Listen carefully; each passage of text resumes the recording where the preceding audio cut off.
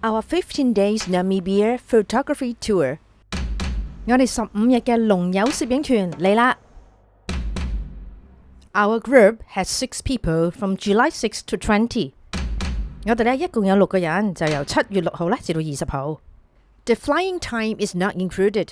飛行時間咧係未計嘅。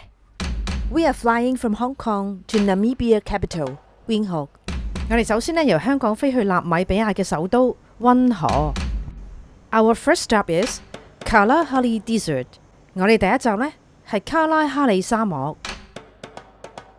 The second stop is Kitmansub Kriva Tree Forest。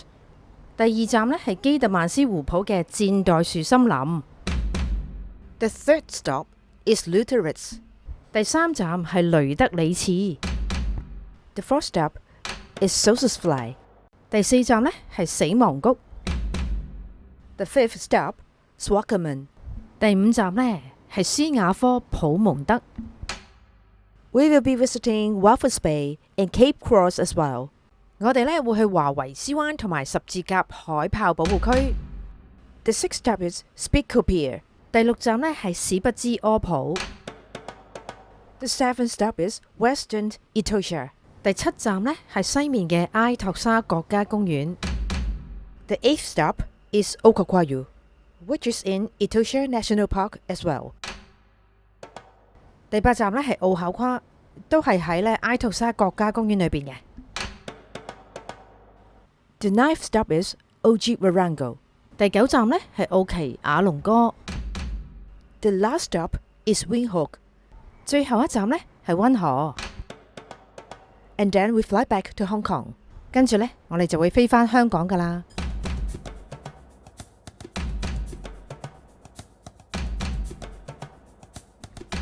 Travel to Namibia is quite easy.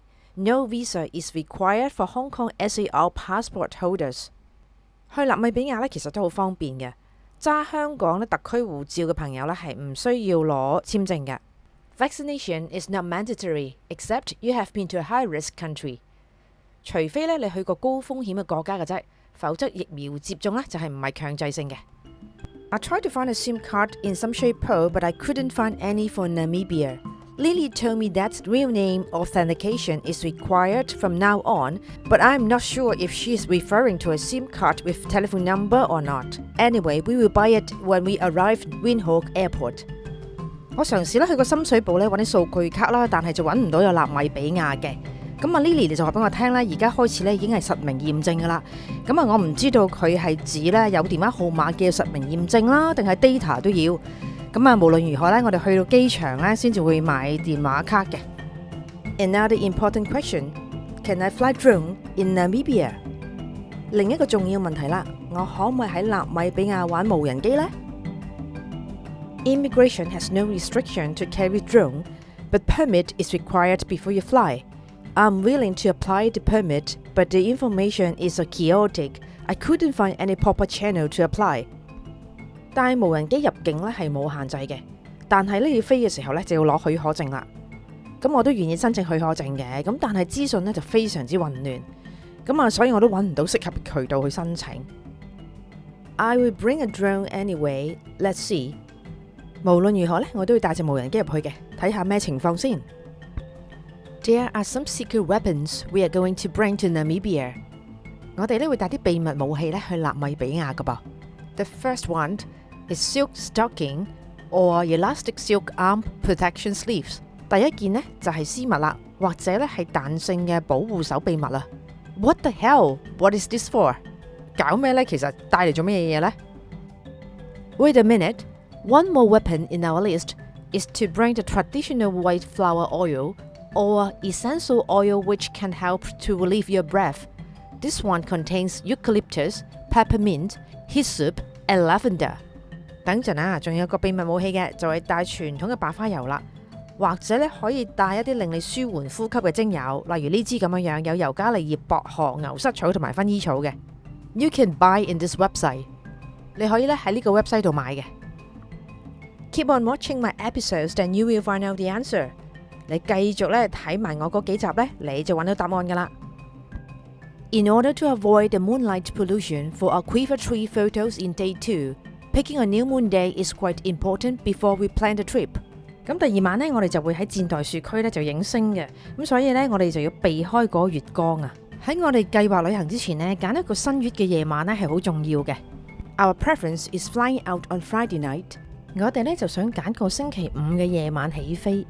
So 6th of July is a new moon day. 7月6號呢就係新月啦。If we fly out on Friday night, 如果我哋星期五夜晚飛呢， then we will be in Quiver Tree area on Sunday the 7th.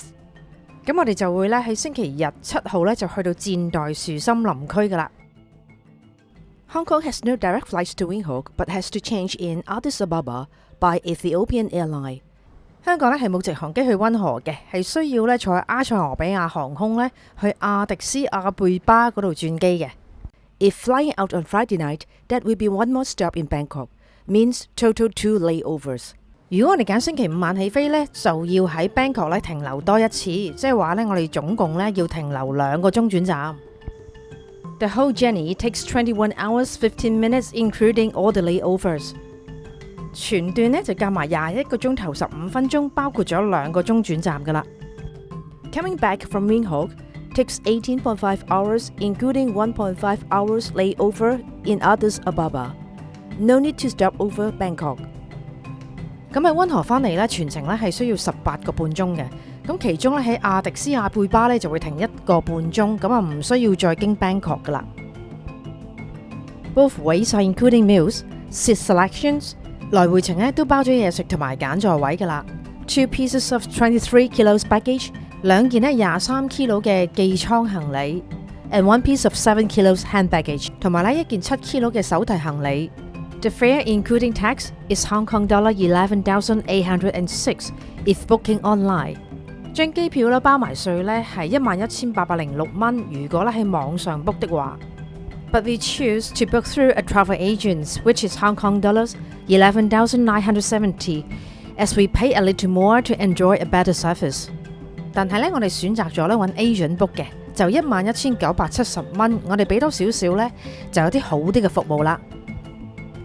This is a changeable ticket with penalty Hong Kong dollar 1,000 plus fare difference. 呢張機票咧係可以改嘅，咁但係咧就要俾1000蚊嘅罰款啦，同埋當時機票嘅差額。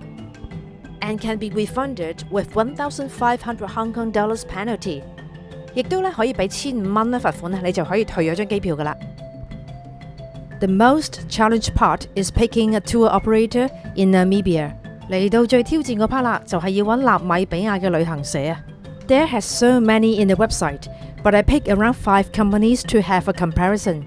咁網上面咧就有超多嘅選擇啊，咁我揾咗5間咧就比較下嘅。I finally picked Great Explorations Namibia, and Lily is the contact person. 我終於揀咗呢一間咧就叫做 Great Explorations Namibia， 咁 Lily 咧就係聯絡人啦。I did some fact checking on different websites to see if this company was valid. All looks good, although some of the reviews seems like a psychic. 我咧喺唔同嘅網站咧做一啲調查嘅，睇下呢間公司咧係咪堅嘅。咁睇嚟都唔錯，雖然咧我唔敢肯定啦，有啲係咪妹嚟嘅。The reason why I picked this operator is Lily's message is sharp and straight to the point, and also they are cheaper than the others. It's around $380 less, due to they are not the broker. They handle all the operations by themselves. 點解我揀呢一間旅行社呢？就因為 Lily 嘅答案呢就好開門見山，好直接嘅。咁呢，佢亦都比其他公司呢係平呢3000蚊港紙，380蚊美金到啦。咁因為佢哋呢唔係中間人嚟嘅，直接落手落腳做嗰班人嚟嘅。Although we save some money, the trade-off is her tardy response will making you nervous. 雖然你慳翻啲錢，但係呢有代價嘅。佢遲遲未覆嗰啲 email 呢，就令到你好鬼死緊張嘅。Let's get to the point. Talk about her quotation. 我哋入正題啦，講下佢嘅報價先。The price include 14 nights hotel, car and tour guide, and he will do the driving as well. 7 activities, all breakfast, 9 dinners without lunch. 咁價錢呢就包括14晚酒店啦、車啦、導遊啦，導遊都會揸埋車嘅。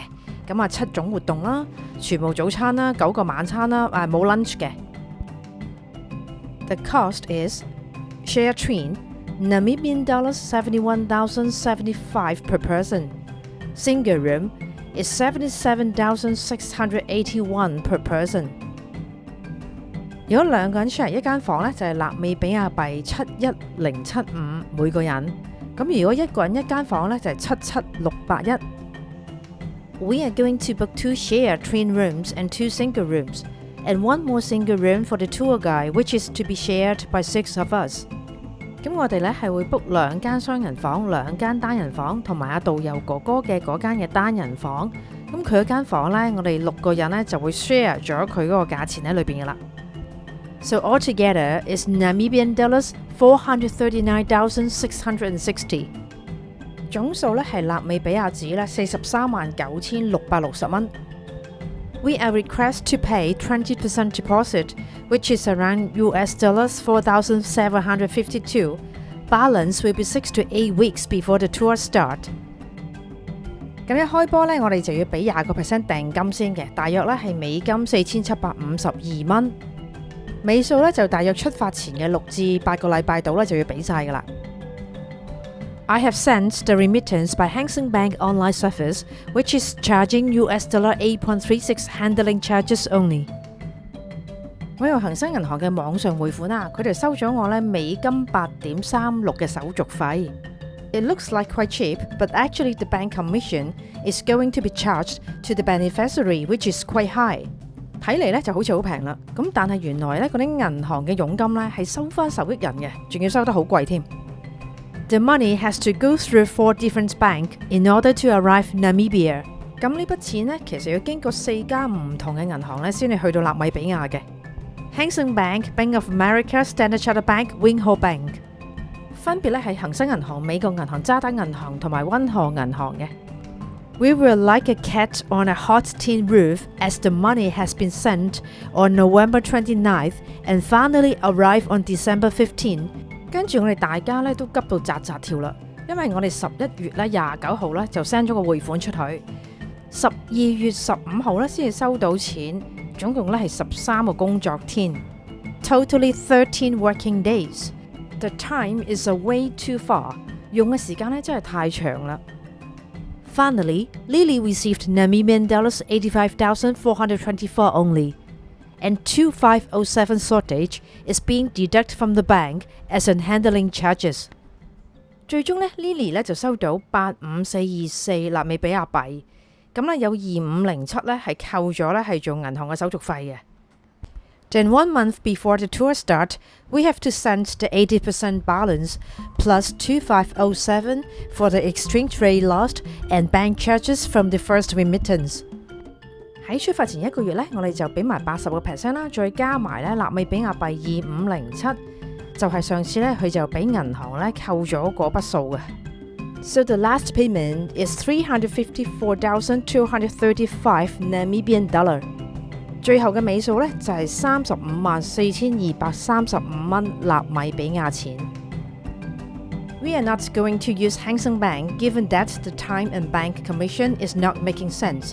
我哋咧下次咧係唔會用恒生銀行噶啦，時間又長，手續費又貴。We use Standard Chartered Bank, which is obviously no need to go through so many banks in between. 我哋咧用咗渣打銀行，因為咧唔使咧中間咧經咁多過水濕腳啊。And we do not want to send US dollar this time. South African rand is an international exchange currency, and we send African rand instead with exchange rate 1:1, which is much easier. 咁今次咧，我哋就唔會美金啦，會南非幣啊。咁嗰個貨幣咧，仲係對納米比亞幣咧係1比1嘅添。咁我相信咧，仲會快啲添啊。The handling charges of Standard Chartered Bank is Hong Kong dollars 250, no matter how much do you remit. 無論咧你匯幾多錢都好咧，渣打銀行嘅手續費咧都係250蚊嘅。And it takes 3 to 5 working days only， 只需要咧3至5個工作天咧就到噶啦。The turnout is under our expectation. Lily has received the money in 3 working days. 結果咧就符合我哋嘅預期啦。Lily 咧就話俾我哋聽，佢3個工作日咧已經收到錢啦。And the amount she has received is exactly the amount that we have remit without deducting any extra commission from the bank. 佢收到嘅錢呢係正係我哋匯出嗰個 total 銀碼，銀行咧係冇扣過任何佣金嘅。Standard Chartered Bank is the best。渣打銀行咧真係非常之好。We are taking a gamble on where we are being stood up. Hopefully we do not fall for the scam。我哋咧都係賭一鋪嘅啫，希望咧我哋唔會被騙啦吓。When you see this episode, we literally have not arrived yet. Wish me luck。當你見到呢集嘅時候咧，其實咧我仲未到步嘅，祝我好運啦！